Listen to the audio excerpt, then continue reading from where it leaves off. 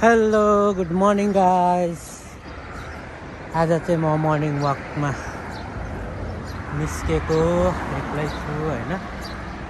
बिहानको एकदम शान्त वातावरण छ, सुनसान छ, रोडहरू चाहिँ एकदमै खाली खाली छ। ल हेर्नुहोस्,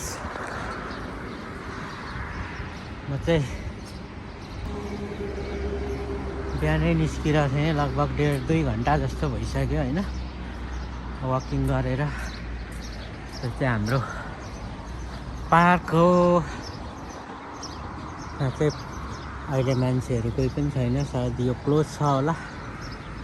म चाहिँ यसकै वरिपरि आज 3-4 फन्को लगाएँ। एकदमै ठुलो एरिया छ होइन, चाहिँ पुरा पार्क हो। चाहिँ यस्तो पुरै घुमेर साथी आयो, साथीसँग पनि गाडीमा फेरि एकछिन अर्डरहरू दिएर फेरि वकिङ सुरु गरेँ। चाहिँ कुवेतीको घरहरू हो। यो ठुलो चाहिँ यो ठुलो देख्न सक्नुहुन्छ, यो चाहिँ हस्पिटल हो। आज चाहिँ मजाले मैले 10 किलोमिटर दौडेर चाहिँ एक्सर्साइज गरेको छु। एकदम थाकेको फिल पनि भयो होइन। सो म चाहिँ अब यहाँ रेस्ट गर्दैछु।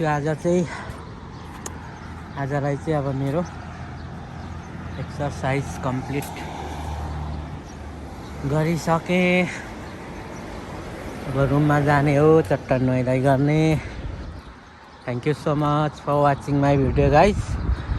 लाइक कमेन्ट सब्सक्राइब गर्न पनि नभुल्नु होला। यो ठाउँ कस्तो लाग्यो तपाईँहरूलाई, राम्रो लाग्यो, केही कमी कमजोरी केही छ भने चाहिँ मलाई